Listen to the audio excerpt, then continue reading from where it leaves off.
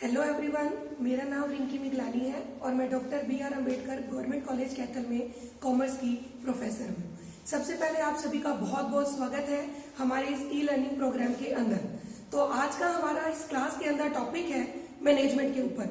तो आइए चलिए शुरू करते हैं कि व्हाट इज मैनेजमेंट। अगर हम मैनेजमेंट के मीनिंग की तरफ जाएं तो इंग्लिश का मैनेजमेंट जो वर्ड है ये दो अक्षरों से मिलकर बना है, man plus manage. It means man को मैनेज करना, इट मीन्स मनुष्यों का प्रबंध करना। अलग अलग विद्वानों ने, अलग अलग विचारकों ने इसको लेकर अपने अलग अलग विचार प्रस्तुत किए हैं। प्रबंध एक ऐसी चीज है जिसका इस्तेमाल हम अपनी लाइफ के हर एक फील्ड के अंदर करते हैं, चाहे वो हमारा सामाजिक जीवन हो, चाहे वो हमारा आर्थिक जीवन हो, चाहे वो हमारा गवर्नमेंट इंस्टीट्यूट हो, चाहे वो हमारा नॉन गवर्नमेंट इंस्टीट्यूट हो। अलग अलग विद्वानों ने इसकी अलग अलग परिभाषाएं दी हैं। तो आइए चलिए शुरू करते हैं विद्वानों की परिभाषाओं पे। सबसे पहले अगर हम फ्योल की परिभाषा को देखें तो फ्योल ने प्रबंध को कुछ कार्यों की एक प्रक्रिया माना है जिसके अंदर हम कार्यों को बहुत ही एफिशिएंट और इफेक्टिव मैनर से करते हैं। तो चलिए शुरू करते हैं, क्या है ये कार्य। हेनरी फ्योल के अनुसार मैनेजमेंट हमारे कुछ कार्यों की एक प्रक्रिया है। सबसे पहले बात करेंगे हम एक प्रोसेस की, प्रक्रिया की। इस प्रक्रिया के अंदर कुछ कार्यों को शामिल किया जाता है, जैसे कि हमारी प्लानिंग है जिसे हम लोग नियोजन कहते हैं, संगठन है, हमारी स्टाफिंग है, निर्देश देना है और हमारा नियंत्रण करना है। लेकिन ये हमारी एक प्रक्रिया है जिसे हम लोग स्टेप बाय स्टेप फॉलो करते हैं। इट मीन्स जितने भी इसके स्टेप्स होंगे हमें उन्हें सीक्वेंस में करना है, हम उन्हें आगे पीछे नहीं कर सकते, जिनके बारे में हम लोग विस्तार से अगली स्लाइड के अंदर डिस्कस करेंगे। इसके अंदर हम जो भी काम करेंगे वो बहुत ही एफिशिएंट तरीके से करना है और इफेक्टिव तरीके से करना है। कुछ लोग एफिशिएंट और इफेक्टिव इन दोनों में कंफ्यूज हो जाते हैं। They think they are the same but not they are same. इनमें फर्क होता है। एफिशिएंट का मतलब होता है कि हमें अपना काम सही समय पर करना है और सही तरीके से करना है, और इफेक्टिव का मतलब होता है कि काम इस तरीके से करना है कि उसकी लागत बहुत ही कम आए। तो हेनरी फ्योल के अनुसार प्रबंध हमारे इन कार्यों की एक प्रक्रिया है। इन कार्यों को हमें बहुत ही इफेक्टिव और एफिशिएंट तरीके से करना है। अब हम आगे बढ़ते हैं। अगर हम कुंटेज की तरह परिभाषा को देखें तो कुंटेज ने मैनेजमेंट को कुछ कार्यों को करने की कला मानी है, और ये कला जो हम दूसरे व्यक्तियों से काम करवाते हैं या एक औपचारिक संगठित ग्रुप की मदद से करेंगे। अब बात ये उठती है, क्वेश्चन ये राइज होता है कि what is an art. Art हमारी एक कला है जो हमारी दिन प्रतिदिन प्रैक्टिस करने से ही क्रिएट होती है। ये एक ही दिन के अंदर हमारे अंदर पैदा नहीं होती। आर्ट का मतलब होता है to do the things in a best manner way, कि आप किसी काम को किस तरीके से बेस्ट कर सकते हो। फॉर एग्जाम्पल, एक टीचर है, अगर उसकी क्लास के अंदर कोई भी एक स्टूडेंट है, अगर वो अच्छे से डिसिप्लिन तरीके से काम नहीं करता तो टीचर के पास बहुत सारे मेथड है कि वो उसे कैसे हैंडल करेगी। क्या वो उसे एक स्लैप लगा सकती है या वो उसको प्यार से समझा सकती है। तो अब हमें या उस टीचर को डिसाइड करना है कि वो उस बच्चे को किस प्रकार से हैंडल करेगी।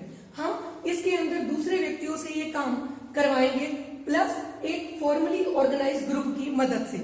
Now what is formally organize group? ये एक औपचारिक संगठित ढांचा है जिसे हम लोग पहले से ही निर्धारित करके रखते हैं। क्या होता है ढांचा? इस ढांचे को स्थापित किया जाता है अथॉरिटी और रिस्पॉन्सिबिलिटी के रिलेशनशिप के ऊपर। इसका अर्थ है कि जिस व्यक्ति को जो काम दिया जाए उसको करने के अधिकार और जिम्मेदारियां दोनों दिए जाए। इस ढांचे के अंदर सबऑर्डिनेट और सुपीरियर की रिलेशनशिप को इस्टेब्लिश किया जाता है, जिससे क्लियर हो जाता है कि कौन हमारा बॉस है और कौन हमारा सबऑर्डिनेट है। इसमें बहुत सारे लेवल्स आते हैं, लेकिन ये लेवल कितने होंगे? It depend on the size of organization. अगर हमारी संस्था का आकार छोटा है तो ये लेवल कम होंगे, अगर संस्था का आकार बड़ा है तो ये हमारे लेवल्स बढ़ते जाएंगे।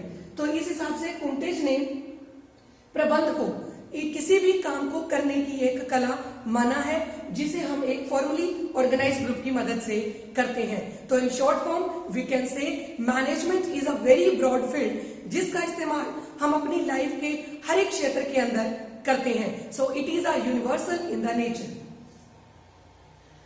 अब आगे बढ़ते हैं हम इसकी फीचर्स या इसकी विशेषताओं की तरफ। अलग अलग विद्वानों ने, अलग अलग विचारकों ने प्रबंध की बहुत सारी विशेषताओं के बारे में बताया है।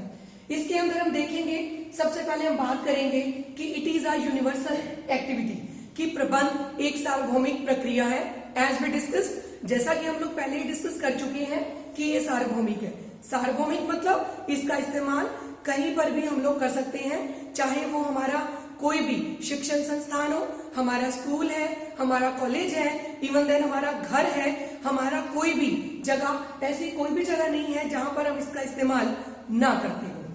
दूसरा, it is a group effort, प्रबंध एक सामूहिक प्रयास है। सामूहिक प्रयास का मतलब है कि it is not a one man activity, ये एक व्यक्ति के द्वारा की गई प्रक्रिया नहीं है, बल्कि इसके अंदर सभी व्यक्तियों को मिलकर काम करना पड़ता है। ऐसा इसलिए क्योंकि कोई भी संस्था, कोई भी ऑर्गेनाइजेशन या कोई भी काम जब शुरू किया जाता है तो उसका कोई ना कोई लक्ष्य जरूर होता है। उस लक्ष्य को प्राप्त करने के लिए सभी व्यक्तियों को उसमें मिलकर काम करना पड़ेगा। फॉर एग्जाम्पल, मान लीजिए हमारी संस्था है, ठीक है, उसके अंदर अलग अलग डिपार्टमेंट्स हैं, like purchase department, sale department, finance department etcetera. अब परचेज डिपार्टमेंट को माल को परचेज करना है, बट कितनी क्वांटिटी में, it's depend on the sale department. ये डिपेंड करेगा सेल डिपार्टमेंट के ऊपर कि सेल डिपार्टमेंट की बिक्री कितनी है। सेल डिपार्टमेंट की बिक्री के आधार पर ही वी कैन डिसाइड कि हम लोगों को कितना माल खरीदना है। या कोई भी संस्था के प्रॉफिट को अगर हमने इंक्रीज करना है तो उस प्रॉफिट को अचीव करने के लिए, उस टारगेट को अचीव करने के लिए हम सभी डिपार्टमेंट्स को मिलकर काम करना है। सो इन शॉर्ट फॉर्म, जो भी गोल्स हैं, जो भी ऑब्जेक्टिव्स हैं, it should be clear to the all employees of the organization. Next, it is intangible force, ये अदृश्य है। हाउ? अदृश्य मतलब जिसे हम लोग देख नहीं सकते, जिसे हम लोग छू नहीं सकते, but it can be feel, लेकिन हम इसको महसूस कर सकते हैं। व्हेन? कब? जब हम लोग अपने किसी भी काम में सक्सेस हो जाते हैं। इट मीन्स मैनेजमेंट या प्रबंध तब सफल माना जाता है जब हमारा अपना काम सफल हो जाए, या हमारे जो भी उद्देश्य हैं अगर हम उन लोगों को उन चीजों को प्राप्त कर लेते हैं। तो इसका मतलब ये है कि ये अछूत तो है, but it can feel when we success in our objective, जब हम अपने उद्देश्यों को प्राप्त कर पाएंगे। Next is, it is a continuous process. As we discuss, ये हमारी एक लगातार चलने वाली प्रक्रिया है जिसे हम लोग स्टेप बाय स्टेप फॉलो करते हैं। लगातार इसलिए चलती है because it can never be stop, ये कभी भी नहीं रुकती, ये लगातार चलती रहती है। अगर मान लीजिए हमने एक बार प्लानिंग कर ली किसी काम की, या हमने लोगों को रिक्रूट कर दिया, तो ऐसा नहीं है कि हमारा काम खत्म हो गया। संस्था के वो काम हमारे लगातार चलते रहेंगे, क्योंकि इसका प्रयोग हम अपनी लाइफ के हर एक फील्ड के अंदर करते हैं। तो it is a continuous activity. Next, it is a goal oriented process, ये हमारी एक लक्ष्य केंद्रित प्रक्रिया है। लक्ष्य केंद्रित प्रक्रिया का मतलब ये है कि संस्था का कोई ना कोई उद्देश्य जरूर होता है। मान लीजिए हमने आज अपनी कंपनी की प्रोडक्शन को इंक्रीज करना है, ठीक। अब मान लीजिए हमारे पास मशीनरी एक है, अब हम उस मशीन की मदद से प्रोडक्शन को बढ़ाना चाहते हैं, और हम ये चाहते हैं कि हमारी जो कॉस्ट है वो भी ना बढ़े। हम लोग क्या करेंगे? डबल शिफ्ट कर देंगे कि हमें नई मशीनरी को खरीदने के ऊपर वो पैसा खर्च ना करना पड़े, और हमारा जो वो लक्ष्य है वो भी प्राप्त हो जाए। लेकिन ये लक्ष्य कैसे प्राप्त होगा? फिर हम अगर सेकंड पॉइंट को देखें, because it is a group effort, क्योंकि हम उस लक्ष्य को प्राप्त कर पाएंगे अगर हम सभी लोगों की मदद लेते हैं। तो ये ग्रुप एफर्ट के साथ साथ एक गोल ओरिएंटेड प्रोसेस भी है, क्योंकि अगर किसी भी संस्था का कोई लक्ष्य नहीं है तो इट मीन्स वहां पर मैनेजमेंट भी नहीं हो सकती। चलिए आगे बढ़ते हैं। The next point is, it is inborn and acquired ability. इस पर अलग अलग विचारकों के अलग अलग मतभेद रहे हैं। कुछ लोग ये मान के चलते हैं कि हमारी इनबॉर्न एक्टिविटी है। इनबॉर्न एक्टिविटी का मतलब होता है कि एक प्रबंधक बनने के गुण हमारे अंदर जन्मजात होते हैं, कि जैसे ही एक बेबी का बर्थ होता है तो पता चल जाता है कि क्या वो एक प्रबंधक या मैनेजर बनने के लायक है या नहीं। लेकिन अगर हम लोग मॉडर्न कंसेप्ट ऑफ मैनेजमेंट को देखें तो ये विचारधारा हमारी बिल्कुल बदल चुकी है, क्योंकि आज के समय में प्रबंधक के गुण कुछ तो जन्मजात होते हैं, लेकिन अगर ये जन्मजात गुण नहीं है तब भी हम इन गुणों को प्राप्त कर सकते हैं। How it is possible? क्योंकि आज के समय में अलग अलग जगहों पर अलग अलग प्रबंधकों के अलग अलग संस्थान खुल चुके हैं। उन संस्थाओं में मैनेजमेंट की एजुकेशन को प्रोवाइड किया जाता है, जो हमें मैनेजमेंट की, कॉमर्स की अलग अलग डिग्रीज प्रोवाइड करते हैं, और इन डिग्रीज की मदद से वी कैन से कि it is a inborn and acquired ability. The next point is it is both science and art. अब ये माना जाता है कि प्रबंध एक विज्ञान भी है और एक कला भी है। सबसे पहले हम बात करेंगे साइंस की, विज्ञान की। What is a science? क्या है साइंस? साइंस का अर्थ होता है कि कोई भी ऐसा प्रयोग जो हमारी ऑब्जर्वेशंस पर, हमारे अवलोकन पर आधारित होता है, जिसके कुछ ना कुछ नियम होते हैं, जिसके लिए हमने बहुत सारे एक्सपेरिमेंट किए हैं, और प्लस जिसके results are always same, but there is a difference between the management and a science. The one difference is management भी एक साइंस की तरह है, क्योंकि मैनेजमेंट के भी कुछ प्रिंसिपल्स हैं, कुछ रूल्स हैं, जिन्हें हम अपनी संस्थाओं के अंदर इंप्लीमेंट करते हैं। But management is not a pure science. Why? Management एक प्योर साइंस नहीं है, it is a exact science. Exact science इसलिए क्योंकि अगर हम मैनेजमेंट के सिद्धांतों को देखें तो हमारा एनवायरमेंट लगातार चेंज होता रहता है। मे बी कोई भी अगर हमारे वातावरण में परिवर्तन आते हैं तो हमारे ऑर्गेनाइजेशन को have to adjust according to the changes. तो जो भी परिवर्तन है हमें करने पड़ेंगे।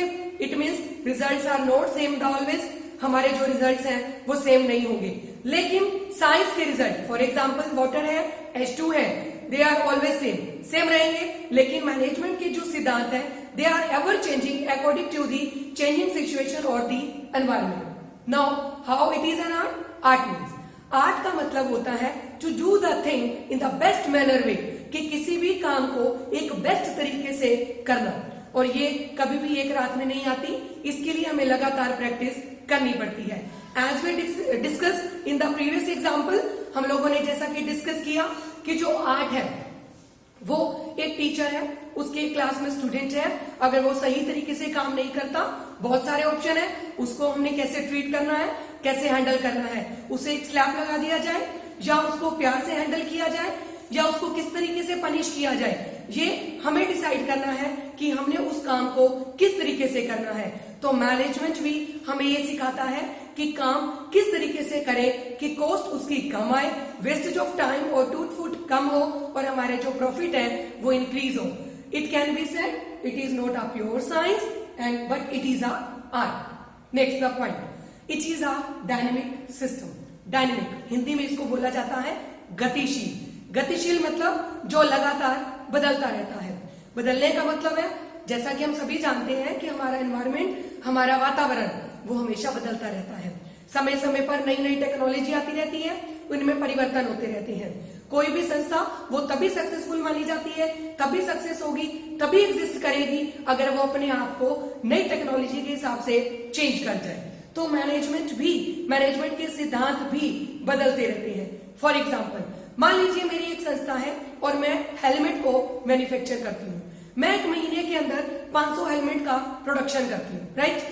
अब अचानक से सरकार ने कल ये ऐलान कर दिया कि जो भी 2 व्हीलर चलाते हैं, लोग वो तो हेलमेट ऑलरेडी वियर कर रहे थे, जो पीछे लोग बैठते हैं उन्हें भी हेलमेट डालना है। तो क्या हुआ, अचानक से हमें प्रोडक्शन बढ़ाना पड़ेगा, सेल बढ़ गई, तो हम लोगों को चेंज होना पड़ेगा। नहीं चेंज होंगे तो हमारे कॉम्पिटिटर्स मार्केट में पहले ही आगे निकल जाएंगे। तो हमें भी according to the changing environment we have to adjust. So it is a dynamic system. The last point, it involve social responsibility. इसके अंदर सामाजिक उत्तरदायित्वों का भी हमें ध्यान रखना है। क्या है ये सामाजिक उत्तरदायित्व? सामाजिक उत्तरदायित्व का मतलब है समाज में रहने वाले जितने भी पक्षकार हैं, लाइक क्रेडिटर्स हैं, गवर्नमेंट है, कस्टमर है, इन सभी का ध्यान रखना। वाई? क्यों रखें हम ध्यान? संस्था अपना काम करे, लाभ कमाए और बात खत्म। लेकिन ऐसा नहीं है, क्योंकि हमारा संगठन, हमारी सोसाइटी, हमारा जो संगठन है वो समाज में ही रहता है, समाज में ही फलता फूलता है। ठीक, जितने भी इनपुट्स हैं वो हमें सोसाइटी से ही मिलते हैं। कोई भी कस्टमर है वो ये चाहता है कि मेरे को कम दाम में बढ़िया चीज मिले, बट संस्था कब देगी? वो तब देगी जब उसकी कॉस्ट कम आए और उसके प्रॉफिट ज्यादा आए। प्लस हमें जिस सोसाइटी के अंदर हम रहते हैं वहां पर हमें एनवायरमेंट का भी ध्यान रखना है। मान लीजिए मैंने अपनी एक फैक्ट्री रेजिडेंशियल एरिया के अंदर स्थापित की है। अगर उस फैक्ट्री से अंदर से जो भी धुआं निकलता है उससे पोल्यूशन होता है, मे बी लोग उस चीज का अपोज करें, तो हमें उस सोशल रिस्पॉन्सिबिलिटी को भी ध्यान में रखकर चलना है। क्योंकि अगर हम लोग सामाजिक पक्षों का ध्यान नहीं रखेंगे तो हम लंबे समय तक वहां पर एग्जिस्ट नहीं कर सकते। तो ये थे हमारे प्रबंध की विशेषताएं। तो चलिए आगे बढ़ते हैं। प्रोसेस या फंक्शन ऑफ मैनेजमेंट। जैसा कि मैंने आपको मीनिंग में बताया था कि प्रबंध कुछ कार्यों की प्रक्रिया है। अब हम ये डिस्कस करेंगे कि ये कार्य है क्या। अगर हम शॉर्ट फॉर्म देखें कि मैनेजमेंट क्या है, तो management means what a manager do, जो एक मैनेजर काम करता है। बट हाउ, कैसे करेगा? With the help of these function. Now first function is planning. What is plan? क्या है नियोजन? योजना का मतलब होता है प्री डिसाइड, पहले से ही निर्धारित करना, ये निर्णय ले लेना कि what is to be done, how it is to be done, क्या करना है, कैसे करना है, कौन करेगा। ठीक है, इन सारी बातों का पहले से ही निर्धारण करके रख लेना, उसे कहा जाता है प्लानिंग। फॉर एग्जाम्पल, मान लीजिए हम लोग किसी ट्रिप पर जाते हैं घूमने के लिए। ठीक, अब हम लोग पहले से डिसाइड करके चलते हैं कि हम लोग कब जाएंगे, कितने दिन के लिए जाएंगे, कैसे जाएंगे, ट्रेन से जाएंगे, बाय एयर जाएंगे, बाय रोड जाएंगे, कितना खर्चा आएगा, कितना हमें खर्चा करना है, कितना हमारे पास फंड अवेलेबल है। ठीक है, इन सारी चीजों को हम लोग पहले से ही डिसाइड करके रखते हैं।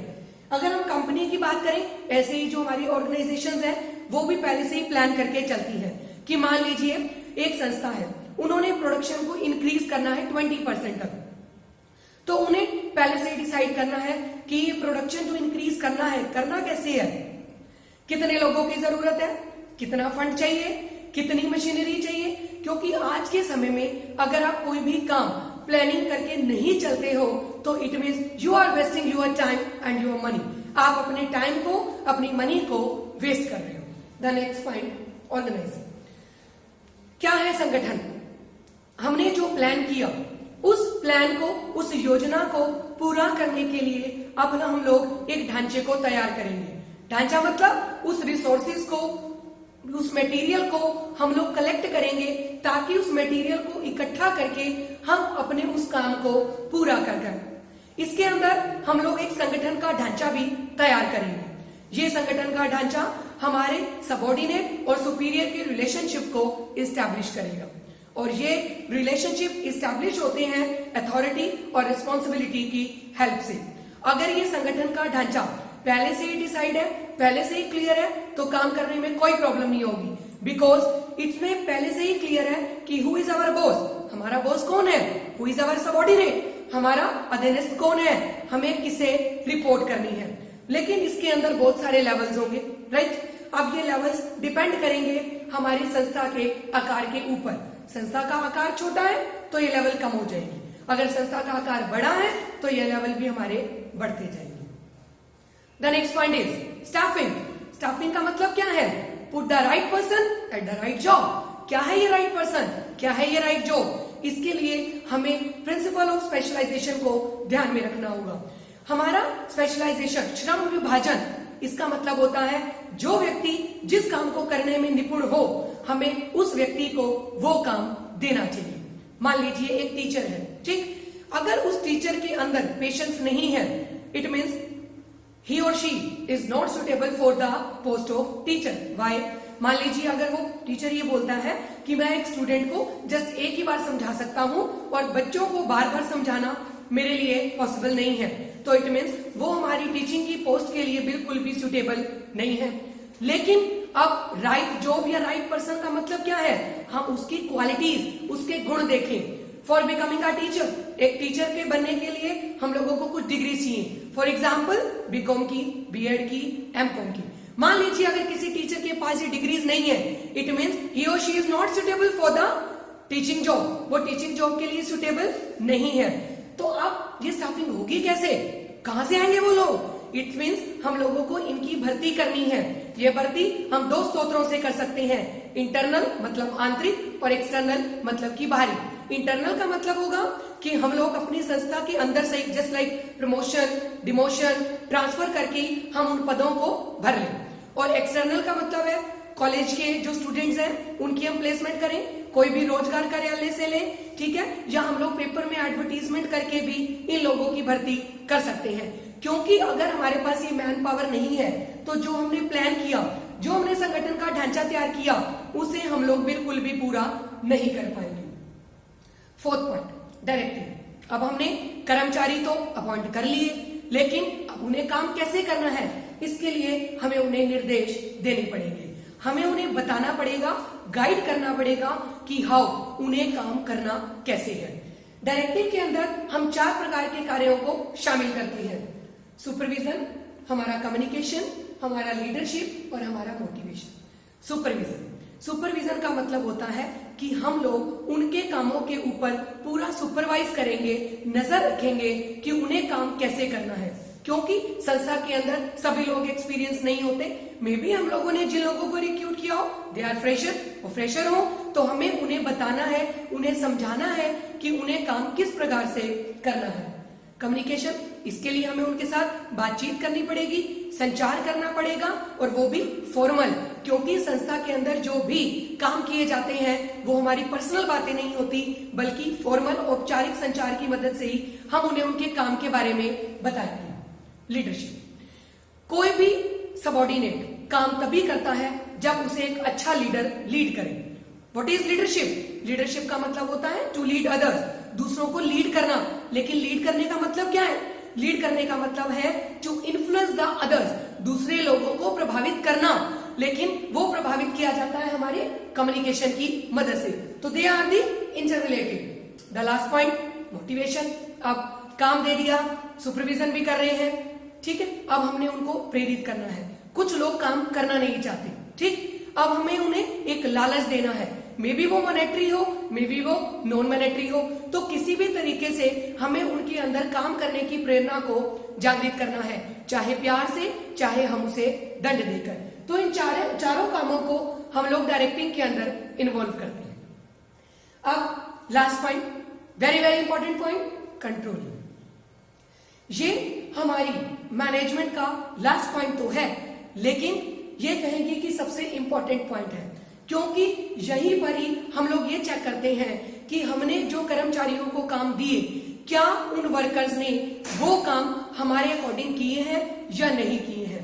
इट मीन्स क्या हमारे एक्चुअल रिजल्ट डिजायर्ड रिजल्ट्स के साथ मैच करते हैं या नहीं करते। मान लीजिए हम लोगों ने उन्हें ये बताया था कि आप लोगों को 500 यूनिट का प्रोडक्शन करना है, लेकिन उन्होंने 480 480 यूनिट्स का प्रोडक्शन किया, तो 20 यूनिट्स जो प्रोडक्शन कम हुआ है वो कम पहले तो क्यों हुआ है, उसके कारण क्या है, उसे हम जानने की कोशिश करेंगे।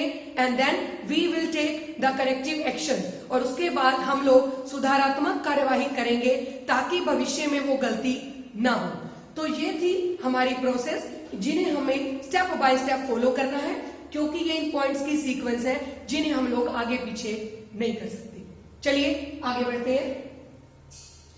अब हम डिस्कस करेंगे प्रबंध के महत्व के ऊपर कि आखिर जो हम ये प्रबंध यूज करते हैं, मैनेजमेंट यूज करते हैं, इनका हमारे लिए क्या योगदान है, क्या हमारे लिए इनकी इंपॉर्टेंस है। सबसे पहले अचीविंग प्री डिटरमाइंड ऑब्जेक्टिव्स, की पूर्व निर्धारित उद्देश्यों की प्राप्ति में सहायक हमारा जो प्रबंध है, ठीक है, हमने जो भी उद्देश्य निर्धारित किए हैं उन्हें प्राप्त करने में ये हमारी मदद करते हैं। कोई भी संस्था, कोई भी संगठन जब शुरू किया जाता है तो उसका कोई ना कोई उद्देश्य जरूर होता है। बिना किसी उद्देश्य के कोई भी संस्था शुरू नहीं की जाती, तो उन उद्देश्यों को प्राप्त करने के लिए मैनेजमेंट हमारी मदद करेगा। क्योंकि जैसा कि हमने मैनेजमेंट के कार्यों के अंदर पढ़ा कि हम हर काम की पहले से ही प्लानिंग करते हैं, ठीक है, संगठन का ढांचा तैयार करके रखते हैं, लोगों की नियुक्ति करते हैं, कितने लोग चाहिए वो हम पहले से ही डिसाइड करके रखते हैं, उन्हें काम के बारे में बताया जाता है, उनके कामों के ऊपर नियंत्रण किया जाता है।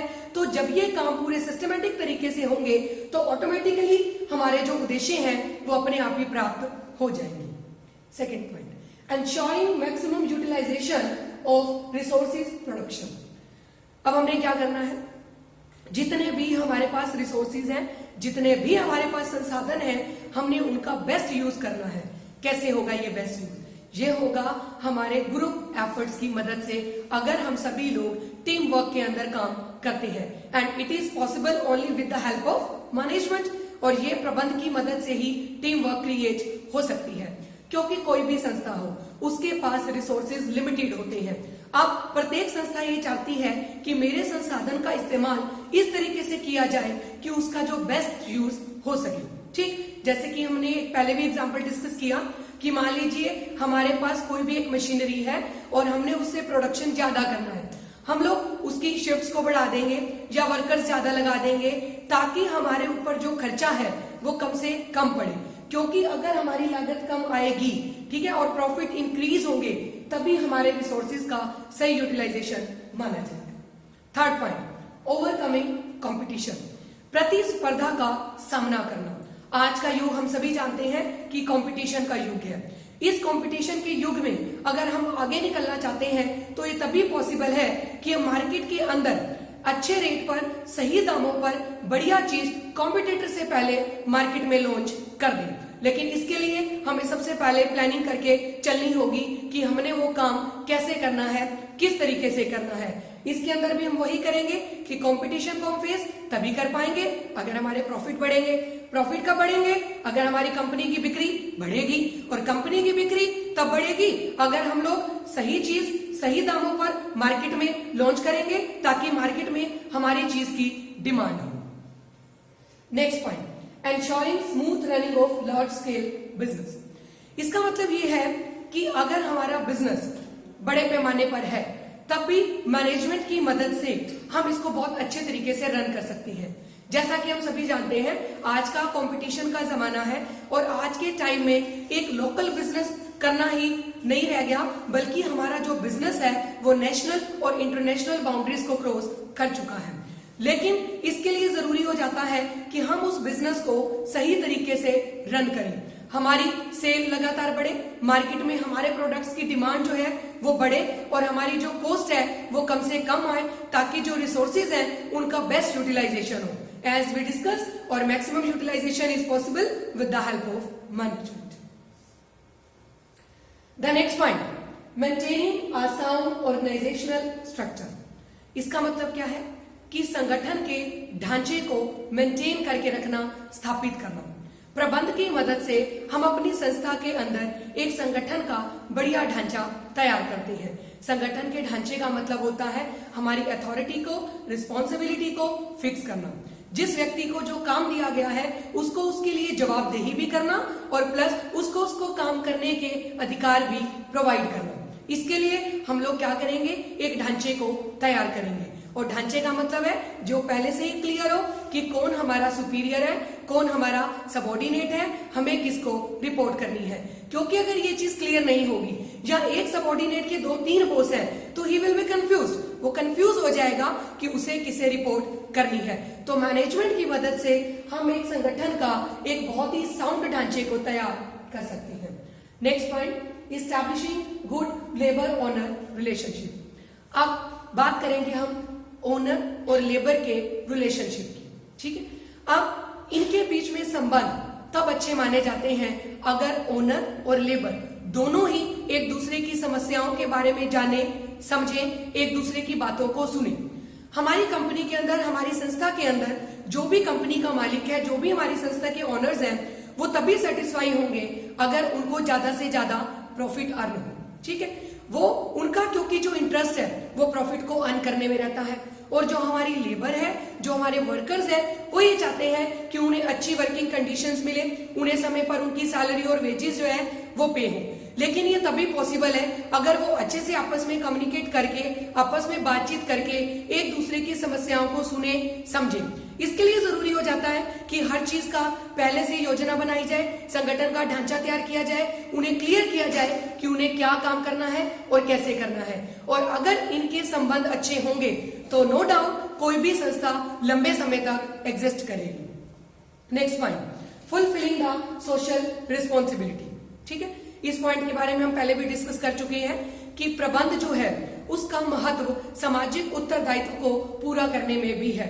सामाजिक उत्तरदायित्व का अर्थ होता है कि समाज के विभिन्न पक्षों का अच्छे से ध्यान रखना, चाहे वो हमारे कस्टमर हो, चाहे वो हमारी गवर्नमेंट हो, चाहे वो हमारे क्रेडिटर्स हो। गवर्नमेंट यही चाहती है कि समय पर टैक्सेस को पे किया जाए, कस्टमर ये चाहते हैं कि हमें सही चीज सही दामों पर अच्छी क्वालिटी की मिल जाए, ठीक है।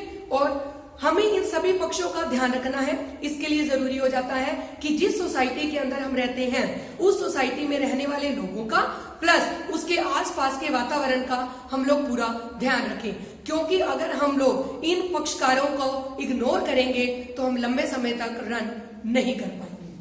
Last point, aiming at increased profit.